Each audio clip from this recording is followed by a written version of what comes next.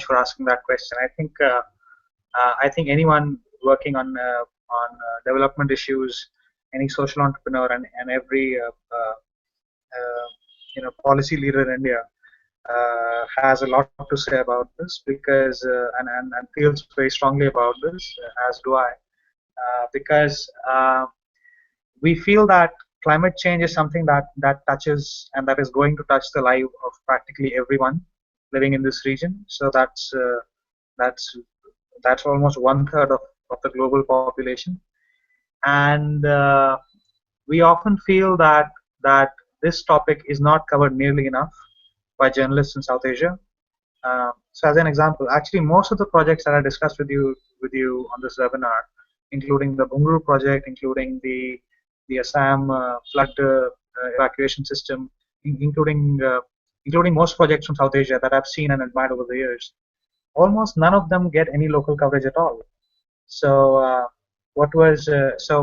some of these projects they received the Momentum for Change award from the UNFCCC at the climate change conferences in Lima and in Paris. And I was a part of these groups both the time to travel to those places to receive the awards and to talk to leaders from other countries on adaptation.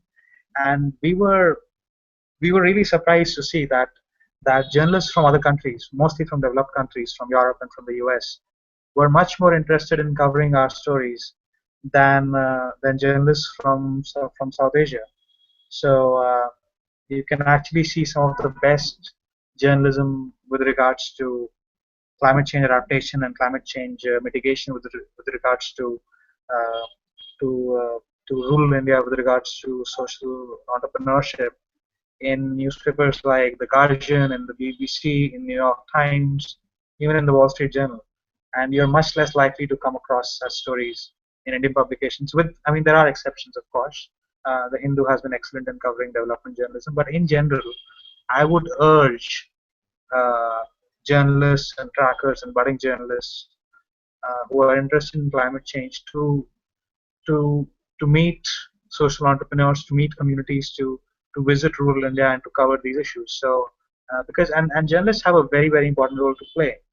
Uh, Part of it is due to the fact that uh, for policy changes to happen uh, in climate change adaptation and mitigation, more and more people need to be aware of it. More and more people need to know that it is a problem, that it is affecting us, that it is going to affect us. And secondly, it's also that the way these innovations spread, the way these innovations scale, is because of journalism. So as I said, the Bungru project on which we worked, we were mainly working in Gujarat and a bit in Karnataka and Maharashtra. But after receiving some local coverage, we then received inquiries from across India because there were other people and other farmers and other cooperative groups in other parts of India who saw our product, and then they said that, oh, we have similar problems and we would like to get in touch with you. So innovations can scale only when people share these with each other, and journalists have a vital role to play in that. Similarly, uh, climate change denial is a problem that some countries in the West are facing now, and we don't want a future in which India faces that issue. So more and more people need to know how big a problem climate change is, and I really hope that there is a future in which climate change becomes as important a topic of political discussion as caste or religion in India.